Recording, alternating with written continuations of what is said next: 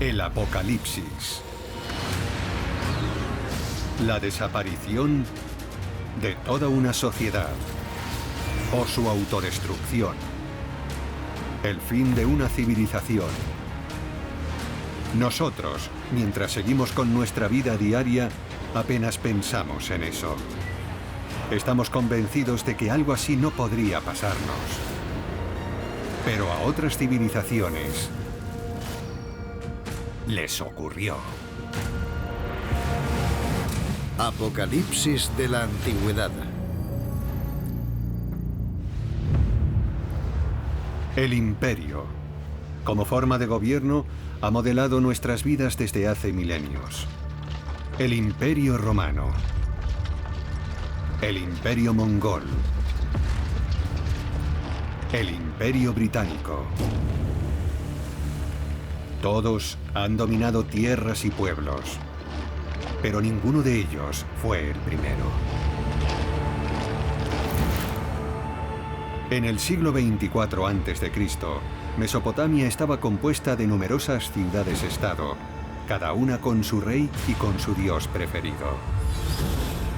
Y estaba habitada por dos grupos étnicos distintos: los sumerios en el sur y los acadios, un pueblo semita, en el norte. En el año 2334 a.C., los acadios conquistaron las tierras sumerias, uniendo todas estas ciudades-estado para crear un estado con una organización política totalmente nueva: el imperio. Es la primera vez que hay un grupo de ciudades-estado con distintas culturas y distintas lenguas, todas unidas bajo una misma bandera. Esto representa un cambio absoluto de forma de gobierno. Es una organización política que no se había visto jamás. El acadio fue el primer imperio de la tierra y ocupaba desde el Golfo Pérsico al este hasta el Mediterráneo al oeste, extendiéndose al norte hasta la actual Turquía. Aquel imperio surgió aparentemente de la nada y de repente el idioma acadio y su cultura se convirtieron en la lengua de toda esa región. Bajo el imperio acadio, la vida en Mesopotamia floreció. Su poder y su gran alcance geográfico sirvieron para crear un periodo de enorme prosperidad para sus habitantes.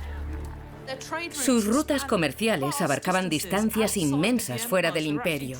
Negociaban con pueblos de la India y con pueblos del Mediterráneo, que les proporcionaban hermosas obras de arte. Perlas, colmillos de marfil de elefantes e hipopótamos, incluso animales vivos como monos. Allí llegaba todo lo que uno pueda imaginarse, haciendo el imperio cada vez más rico y opulento. Pero tras solo 140 años, en el año 2193 a.C., el imperio acadio se resquebrajó. Regiones enteras fueron abandonadas y el caos lo asoló todo. Incluso la mera existencia de aquel imperio acabó siendo olvidada con el tiempo. Pero, ¿qué fue lo que borró aquel primer imperio de la faz de la tierra? El imperio acadio. El imperio acadio no resurgiría hasta que un arqueólogo británico realizó un singular descubrimiento. En la orilla oriental del río Tigris, Sir Austin Henry Layard encontró algo increíble: el palacio real de la ciudad bíblica de Nínive, la capital del imperio asirio, un poderoso imperio surgido más de 1000 años después de desaparecer los acadios. Layard excavó durante varios años, pero fue en los últimos meses cuando realizó su mayor hallazgo. Sus hombres descubrieron una cámara que contenía 30.000 tablillas de arcilla cubiertas de escritura cuneiforme, la grafía de los asirios. Lo que había encontrado Layard eran los restos de la mayor biblioteca conocida del mundo antiguo, la biblioteca de Asurbanipal, rey de los asirios. ¿Qué secretos podían contener esas tablillas? Para los arqueólogos del siglo XIX, aquellos textos podían revelar una información excepcional sobre la historia de la antigua Mesopotamia. El problema era que nadie sabía leerlos. Estaban escritos con unos símbolos cuneiformes indescifrables. Para tener la más mínima oportunidad de desvelar los secretos de Oriente Próximo, había que descifrar aquel código. El arqueólogo británico Sir Henry Rawlinson llevaba 15 años trabajando en la traducción de la escritura cuneiforme. Lo que llamamos cuneiforme no es un idioma, es un sistema de escritura. Y al igual que hoy en día el alfabeto latino se puede emplear para escribir en español, inglés, francés y alemán, los símbolos cuneiformes servían para escribir en numerosos idiomas antiguos. A Rawlinson le obsesionaba llegar a entender cómo funcionaba ese ancestral sistema de escritura. Henry Rawlinson era oficial del ejército británico y estaba destacado en una zona de lo que hoy en día es Irán. Y vio una loma, el monte Behistún, en la antigua ruta de la seda.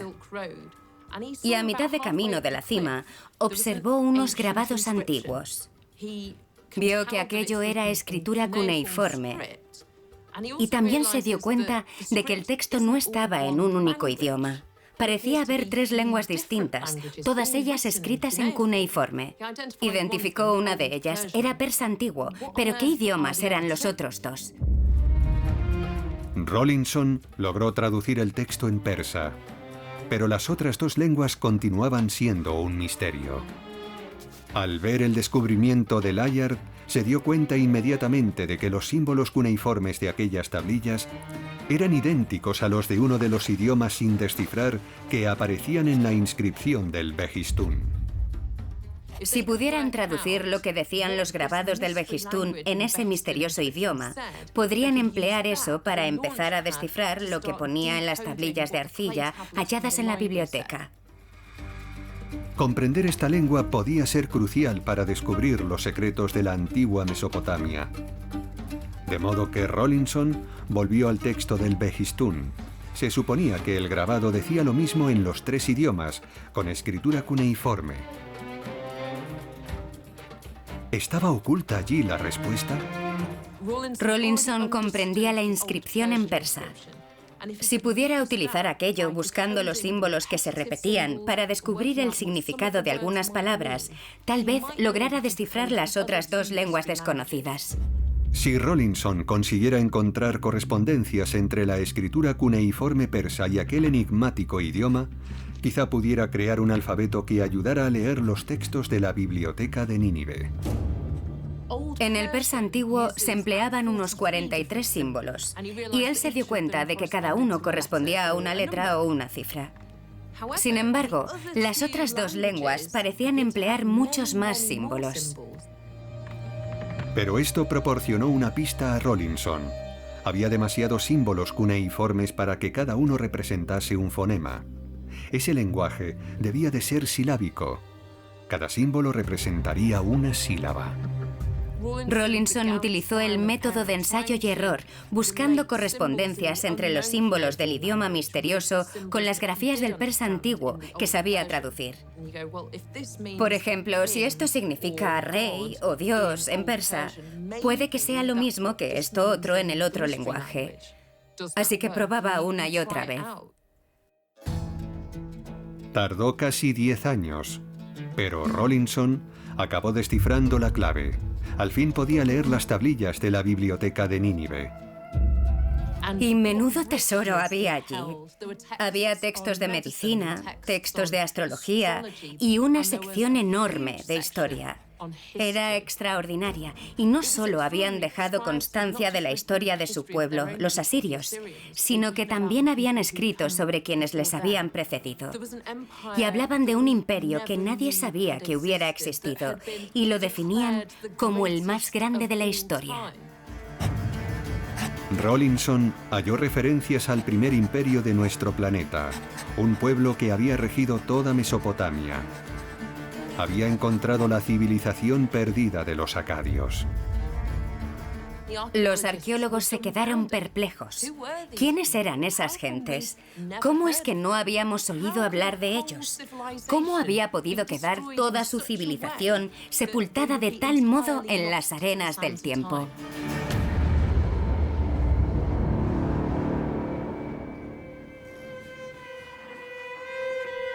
¿Cuándo vivieron los acadios?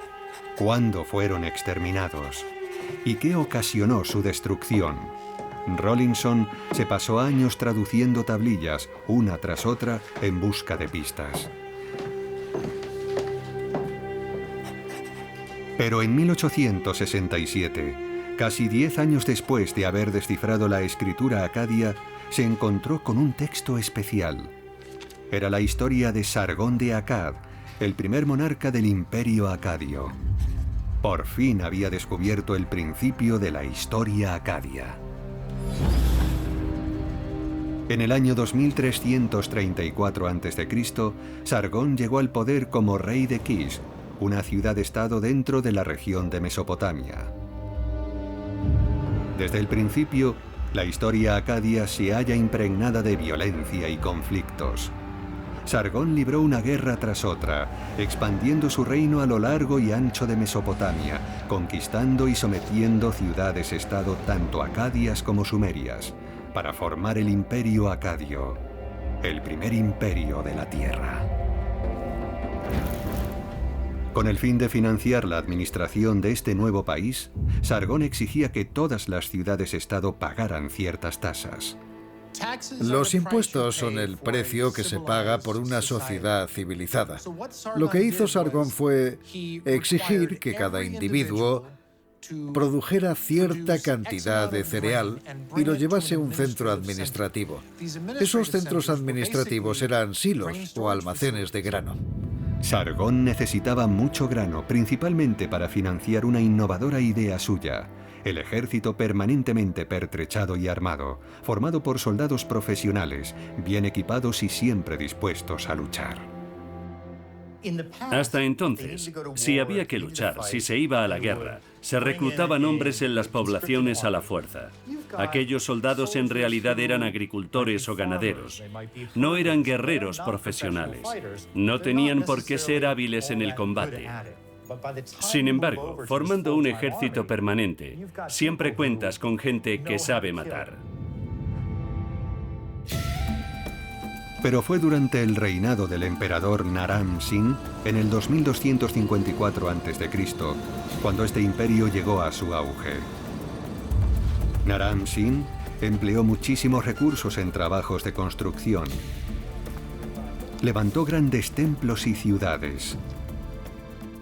Si hubieras ido a una de sus ciudades, te habrías quedado atónito. Había estatuas de oro y otras de reluciente cobre. A través de sus conquistas, Naram Sin alcanzó a controlar todas las tierras desde el Golfo Pérsico al este, bordeando el reino de Elam dentro de lo que es ahora Irán, hasta el mar Mediterráneo por el oeste, llegando por el norte hasta la actual Turquía. Sus tierras lindaban con el territorio de las tribus nómadas llamadas Gutis. Naram Sin se coronó rey de los 4 cuadrantes. Dominaba toda la tierra conocida por los acadios. Pero esto no le bastó. Naram Sin decidió nombrarse Dios. Era muy vanidoso. Hay grabados donde aparece con un casco con cuernos que solo llevaban los dioses y mide el doble que cualquiera de los soldados. Era así de importante. Era un dios viviente. El imperio acadio logró algo verdaderamente extraordinario. Pero ¿por qué no habían oído hablar nunca de él los arqueólogos? ¿Qué pudo hacer desaparecer aquel primer imperio?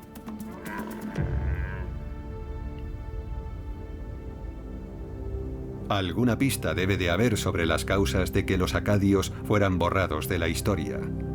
Y estudiando más a fondo las tablillas cuneiformes, se descubre una leyenda inquietante: la maldición de Akkad.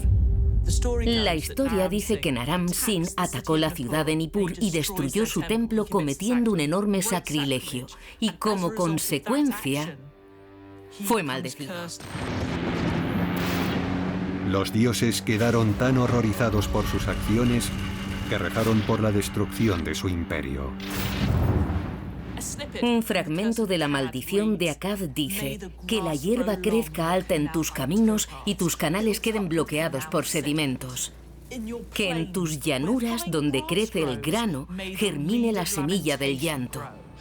En Akkad que emane agua salobre donde antaño había agua dulce y fresca. A causa de la soberbia de Naram Sin, los dioses destruyeron el imperio acadio. ¿Pero sufrió toda la zona un colapso a gran escala? Los arqueólogos necesitaban saber cuándo había nacido el imperio acadio y cuándo murió.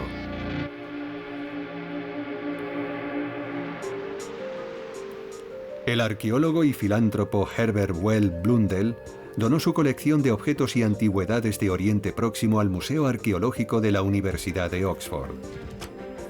Para los conservadores, uno de los artículos resultó particularmente interesante: un prisma cubierto de grabados cuneiformes, una lista de los reyes sumerios. La lista de reyes sumerios fue escrita hacia el siglo XVIII a.C. en lengua sumeria. Enumera los reyes y las ciudades que gobernaba cada uno. Y nos dice la duración de cada reinado.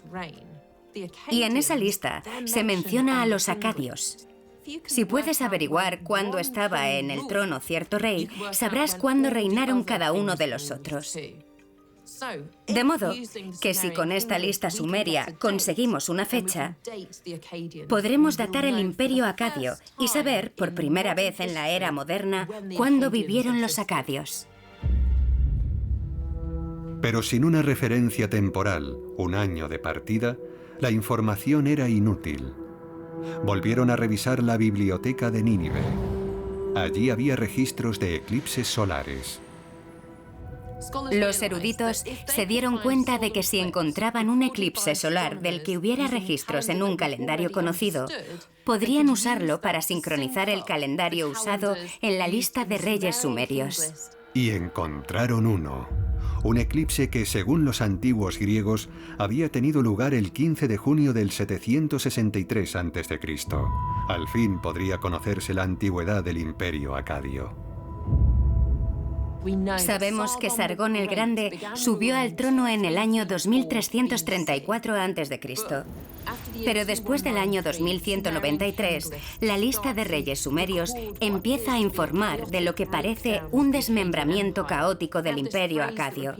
Se repite mucho la frase ¿quién era rey, quién no era rey? Los reyes gobernaban un año, 2 como mucho.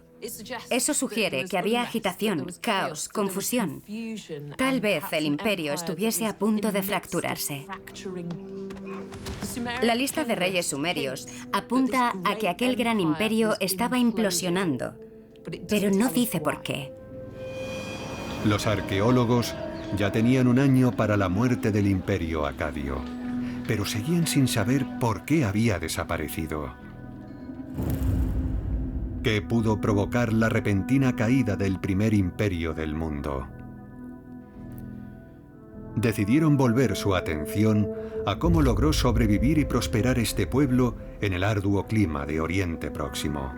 Tal vez esto les diera alguna pista.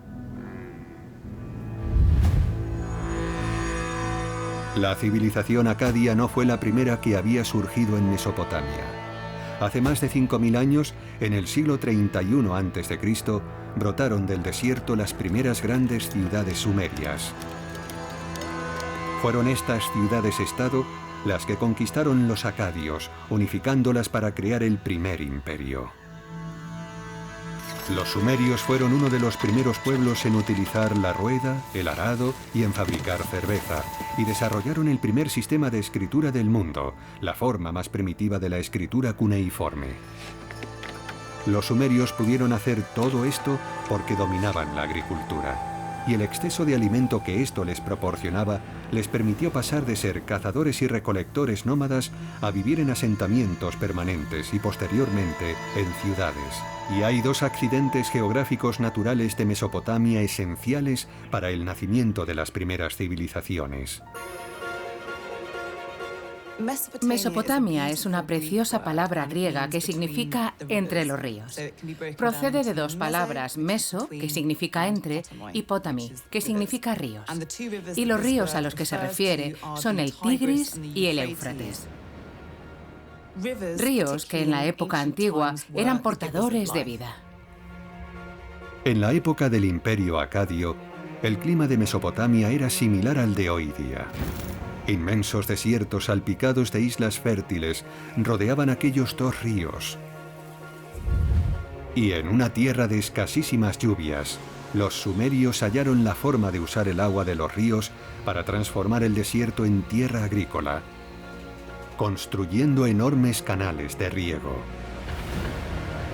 Cuando los acadios capturaron y tomaron el control de las tierras sumerias, sabían lo importante que era la red de irrigación para su supervivencia y también para sus planes de expansión. Así que implementaron un complejo sistema burocrático que se encargaba de la gestión del agua.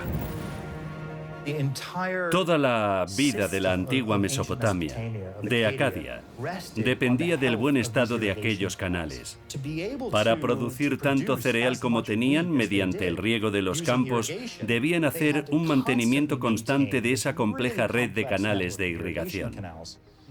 Una de las mayores contribuciones acadias para nosotros es la burocracia, la administración. Para conservar los canales en buen estado, hay que contar con un Estado centralizado y fuerte, que cuide de su gestión. El problema de los acadios era que, con la prosperidad creciente, parecieron ser víctimas de su propio éxito. Su imperio se expandía y cada vez necesitaban más alimento, pues había más bocas que alimentar. Con tanta presión sobre la agricultura, ¿cómo conseguían mantener todo un imperio? Los arqueólogos consultaron los registros y encontraron evidencias de la expansión de los acadios en la cuenca del Kabur, en lo que es hoy el este de Siria. En la parte norte de Mesopotamia, el paisaje cambia bastante radicalmente. Pasa de ser un desierto a una llanura.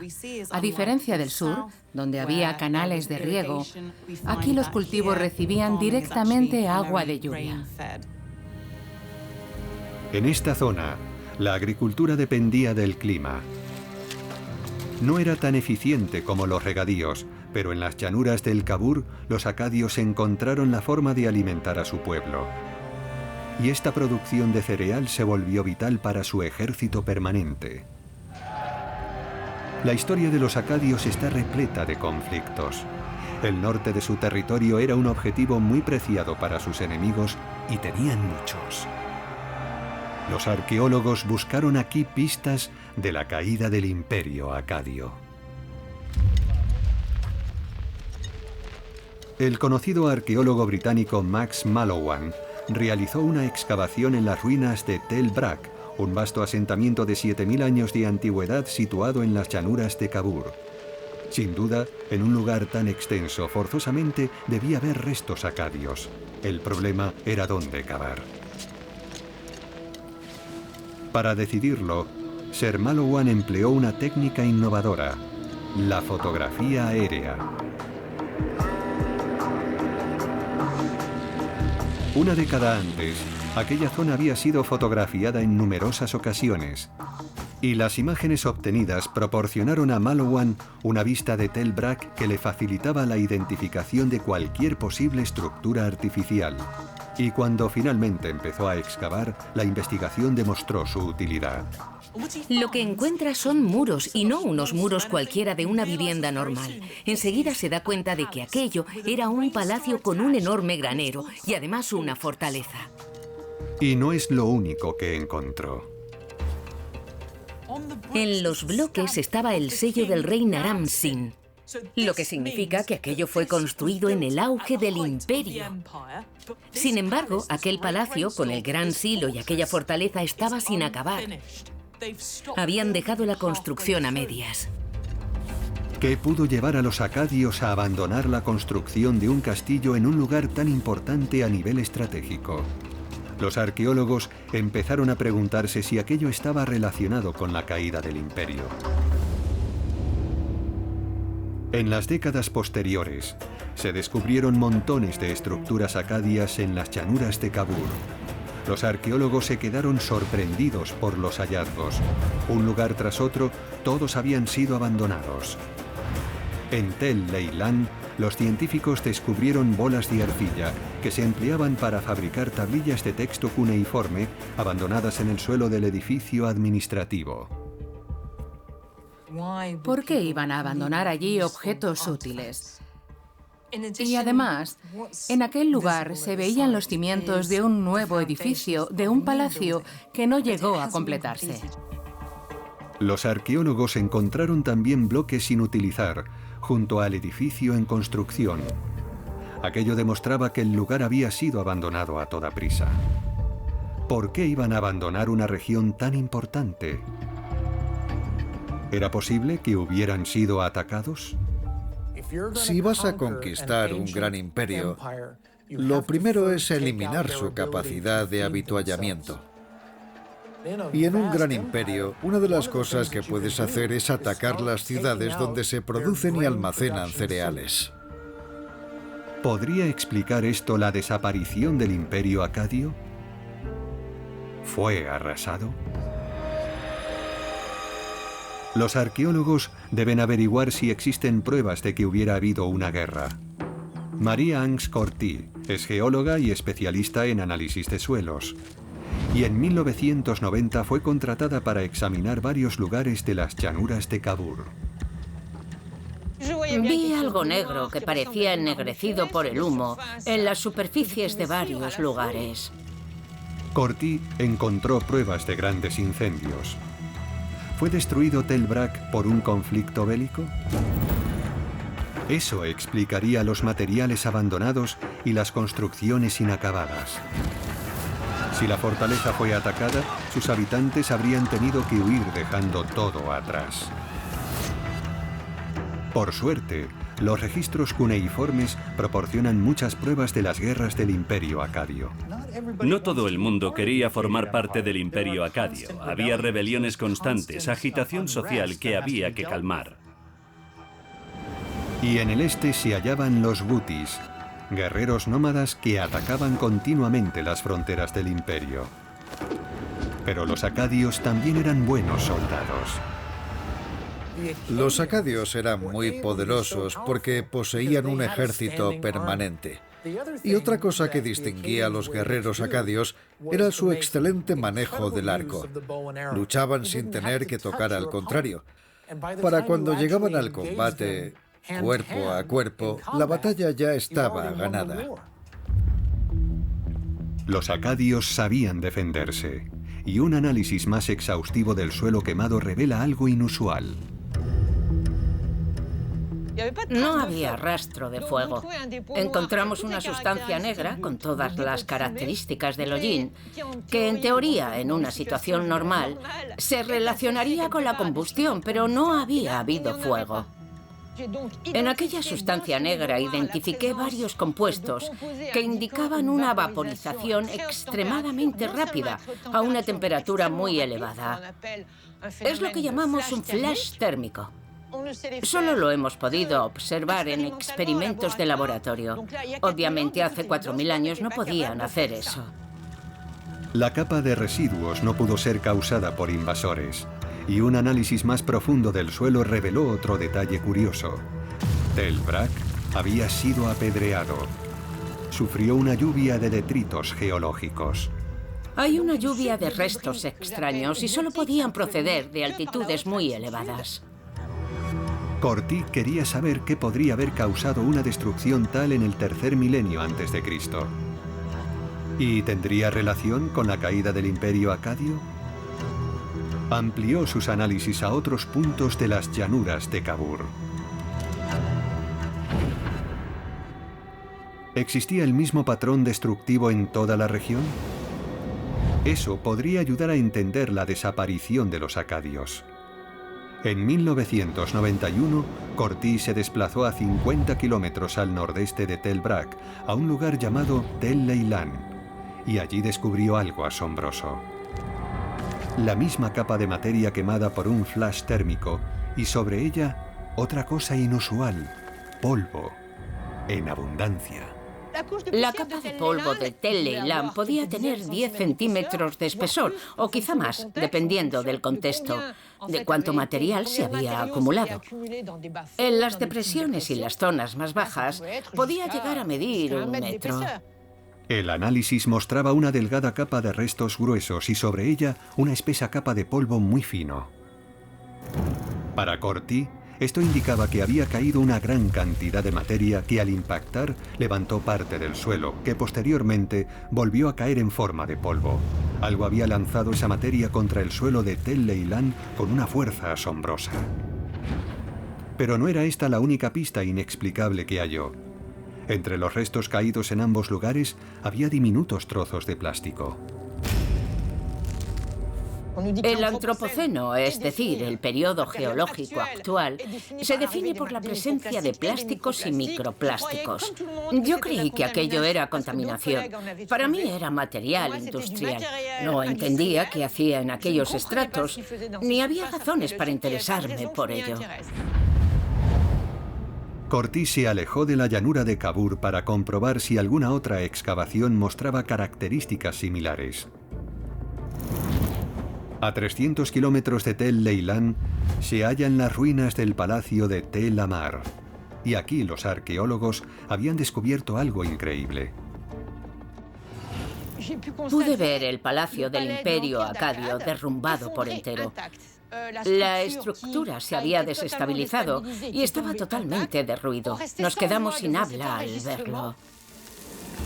Décadas de estudios indicaban a Corty que aquella destrucción había sido causada por una onda de choque. Todas las pistas apuntan a una gran explosión que devastó las ciudades de la Mesopotamia septentrional. Pero Corty no tiene ni idea de qué pudo pasar. ¿Explicaría aquello el abandono de todos esos lugares? Creo que cuando realizas un descubrimiento así, no te das cuenta de que va a cambiar tu vida, pero no puedes dejarlo. Es, si me permiten la comparación, como el detective que persigue a un asesino en serie. Nunca dejará de hacerlo, y menos si sabe que ha descubierto algo importante. En Perpiñán, Francia, en el Centro Nacional de Investigaciones Científicas, Corty y un equipo de físicos analizan el patrón de esta destrucción. Como las piedras golpearon el suelo en vertical, buscan la explicación en algún fenómeno natural. Pero, ¿qué pudo producir una explosión tan rápida y un calor tan intenso? Corty tiene una pista. El informe de los servicios de emergencia que investigaban la muerte de una persona a la que le había caído un rayo.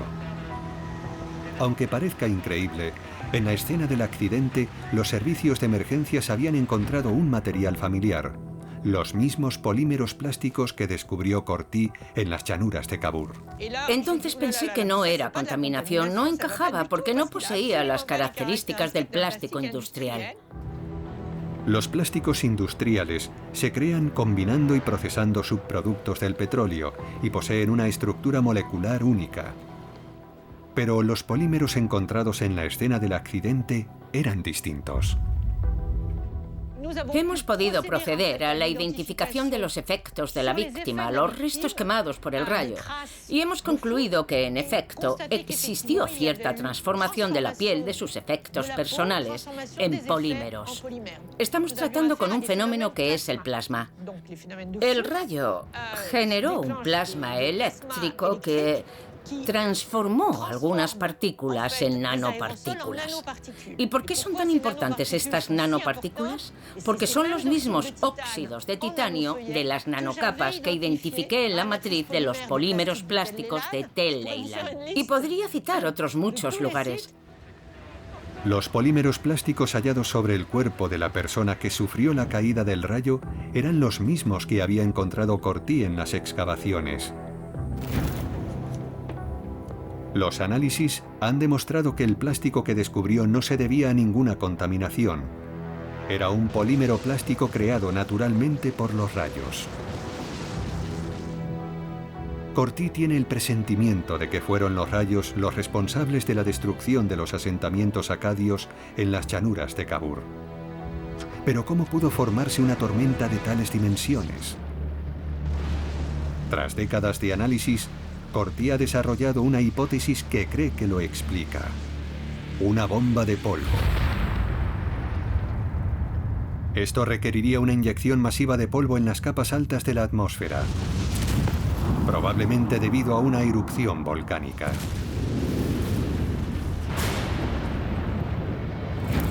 Cuando esta materia pulverizada se mueve entre la troposfera y la estratosfera, la fricción carga el aire de electricidad estática. El campo eléctrico se hace tan intenso que acaba rompiendo los átomos, creando canales de plasma. Cuando estos canales se unen, fluye la electricidad formándose los rayos. Entonces cae a tierra una gran cantidad de polvo, generándose una tormenta localizada aunque de gran intensidad. Con cada descarga eléctrica, la energía liberada es inmensa. Cuando hablamos del rayo, hablamos de velocidades supersónicas, de varios Mach, hasta Mach 10. 10 veces la velocidad del sonido. Hay quien compara estos fenómenos con la explosión de la bomba atómica. Hablamos de una detonación hiperlocalizada. Toda la energía está concentrada en el rayo. Es de una intensidad impresionante. El palacio de Tel Amar quedó totalmente desestabilizado y cayó sin más. Ocurrió en unos microsegundos. Debió de ser algo espectacular. El polvo en suspensión necesario para que tuviera lugar este fenómeno podría explicar la espesa capa hallada en Tel Leilan. Los análisis de Corty demuestran que este polvo fue depositado durante unos pocos días. También explicaría la capa ennegrecida encontrada en toda la región, el intenso calor debido a los rayos. Pero a la geóloga le ha sido imposible datar con seguridad estas capas de destrucción para poder aseverar que esto ocurrió durante el periodo acadio. Y sin una ventana temporal que lo relacione, es imposible aplicar esta hipótesis a la caída del Imperio acadio. Lo que sí está claro es que en Tel Leilan se acumuló gran cantidad de polvo. ¿Qué otra cosa habría podido originar tal masa de polvo? ¿Y sería posible relacionarlo con la caída del Imperio acadio? El doctor Franz Sirocco es especialista en sedimentos oceánicos, y a él han acudido los arqueólogos que investigan el repentino fin del Imperio acadio. El fondo marino es en muchos aspectos perfecto para estudiar el polvo en zonas extensas, porque allí no se deposita nada más. Al menos nada que proceda de tierra firme. El viento del desierto, el shamal, transporta grandes cantidades de arena por encima del océano. Esta cae al agua y acaba depositándose en el fondo del mar. Las partículas de arena se hunden y van formando capas en el lecho marino. Sirocco sugirió que estudiaran las muestras tomadas del Golfo de Omán. Si había habido una gran tormenta de polvo en Mesopotamia, habría dejado un rastro aquí, y con suerte podrían datarla dentro del periodo acadio. El doctor Sirocco analizó las muestras, buscando concretamente dolomita, un mineral típico del polvo encontrado en Mesopotamia. Por lo general, la concentración de dolomita está alrededor de un 5%, y de pronto encontramos en esta muestra del Golfo de Omán un contenido que iba del 10 al 20%, aproximadamente en esa magnitud, y por primera vez tuvimos claro que hubo una enorme tormenta de arena hacia el año 2200 a.C., según nuestros registros. Era el cambio más intenso que hemos hallado en los sedimentos de los últimos 10.000 años. Aunque parezca increíble, este incremento de polvo y arena duraba 300 años. Corty creía que su bomba de polvo había durado solo unos días. Pero en las muestras de Sirocco, el lapso de tiempo es mucho mayor. ¿Qué podría originar un aumento tal de dolomita en la historia de los sedimentos? En realidad, solo existe un fenómeno que pueda causar algo así en los sedimentos marinos durante un periodo tan largo. Está muy claro que hubo una larguísima sequía. Una sequía de 300 años acabaría sin la menor duda con el Imperio Acadio. Cuando la sequía te deja sin agricultura y tienes demasiadas bocas hambrientas que no puedes alimentar, tu imperio se derrumba. Pero no fue la única civilización que experimentó turbulencias en aquella época.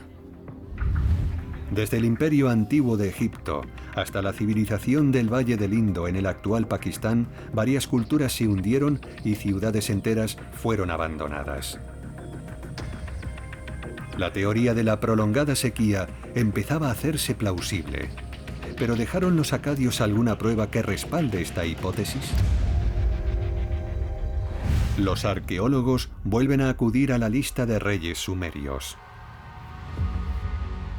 Después del año 2193, en la lista de reyes sumerios se lee la siguiente frase: ¿quién era rey? ¿Quién no era rey?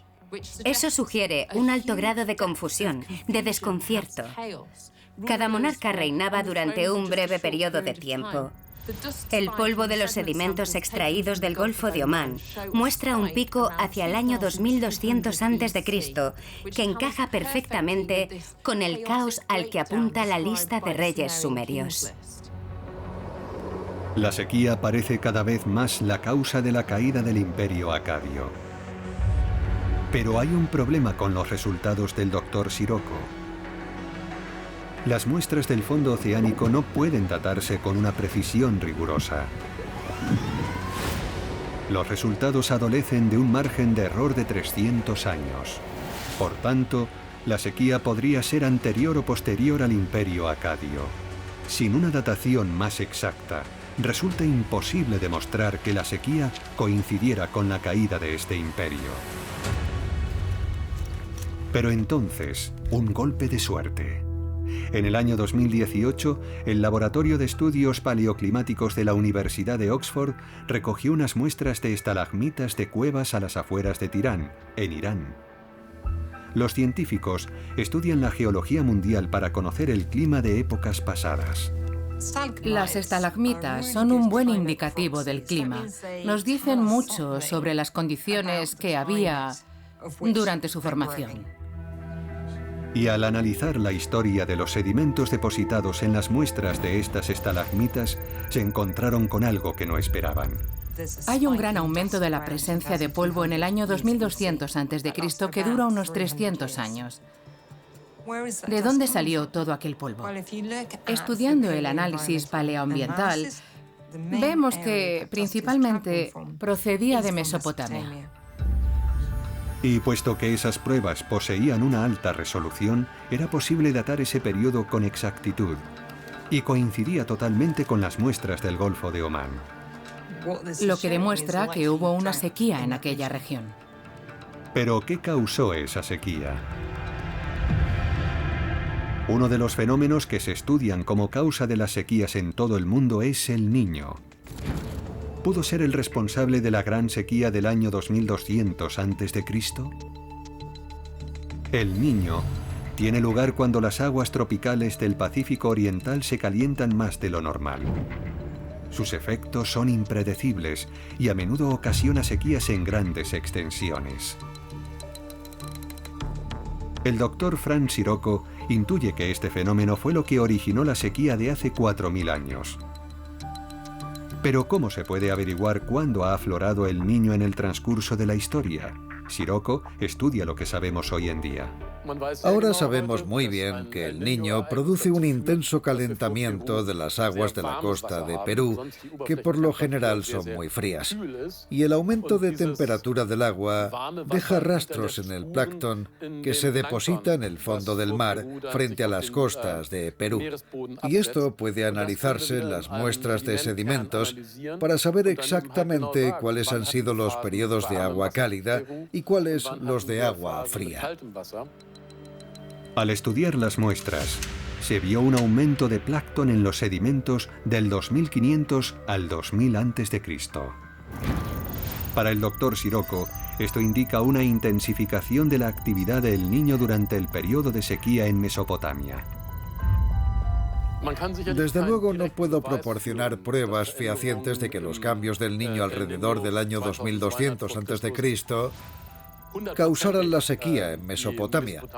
Lo único que sé por los sedimentos recogidos frente a las costas de Perú es que durante ese periodo, entre el 2500 y el 2000 a.C., el Niño experimentó un cambio enorme. Y basándonos en eso, podemos concluir que es probable que haya relación, por lo que hoy sabemos sobre el clima global. Para Sirocco, el Niño es la causa más probable de la sequía que asoló el Imperio acadio. Pero, ¿existe alguna prueba arqueológica que vincule esta sequía con su caída? Los arqueólogos volvieron a estudiar las muestras del suelo de Tel Leilan. Si hubo una larga sequía, sin duda hallarían pruebas de ella. Y realizaron un descubrimiento asombroso. Por lo general, al estudiar el suelo de las excavaciones arqueológicas, encontramos señales de la actividad de las lombrices de tierra. Pero en Tel Leilan, el suelo estaba muerto. No se veía ni rastro de actividad de lombrices. Aquel suelo se había convertido en polvo. A diferencia de las tierras meridionales, regadas mediante canales de irrigación, las llanuras de Kabur dependían de la lluvia. Y si ésta no llegaba, la tierra moría. La sequía produciría una espesa capa de polvo de arena. También tendría sentido que los acadios hubieran abandonado sus tareas cotidianas y sus edificios a medio construir. Simplemente los habitantes de Tel Leilan se habían marchado. Lógicamente, una sequía es devastadora, porque el agua es necesaria para las cosas más fundamentales de la vida. Los animales tienen que beber, los campos han de regarse. Si no tienes agua, ¿cómo vas a sobrevivir? Si las gentes de Tel Leilan no tenían qué comer y tampoco había agua, es lógico que abandonaran la zona. Cuando los arqueólogos dataron por medio del carbono 14 el estrato en el que el asentamiento había sido abandonado, descubrieron que fue hacia el 2200 a.C. Y el hombre no volvió a aquella zona hasta 3 siglos después. Hay un periodo de 300 años en los que allí no vivió nadie. Las fechas de este paréntesis encajan con las de las muestras geológicas de Irán y del Golfo de Omán. Todas las pruebas señalan a una sequía de 3 siglos que asoló el Imperio acadio y lo llevó a su caída. Y la parte septentrional de ese imperio, que dependía de la lluvia, sufrió particularmente. Los impuestos al grano de la llanura de Kabur eran cruciales para mantener el Imperio acadio, principalmente para conservar su ejército.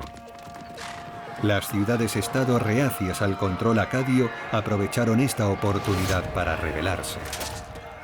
Cuando no das de comer a tu pueblo, éste empieza a pensar que tal vez no merezcas ser rey. El Imperio acadio mantenía su poder por medio de un muy bien preparado y costoso ejército profesional. Pero si dejaran de llegar los impuestos que servían para pagar a los soldados, sería muy difícil conservar su lealtad y, por tanto, resultaría casi imposible mantener el control sobre aquel extenso y variado imperio. Y los acadios no fueron el único pueblo afectado por aquella sequía. Al secarse la tierra, los gutis avanzaron en busca de agua hasta Mesopotamia. Con el tiempo, mientras el imperio acadio se hacía cada vez más difícil de mantener, los gutis se hicieron cada vez más amenazadores, hasta que el estado se fue debilitando desde dentro, y los gutis bajaron de las montañas y conquistaron el imperio. Pero ya era un imperio solo de nombre. Enormemente frágil, el imperio acadio se fue dividiendo en ciudades-estado, como las que había en Mesopotamia 140 años antes. Y el primer imperio del mundo, el imperio acadio, desapareció.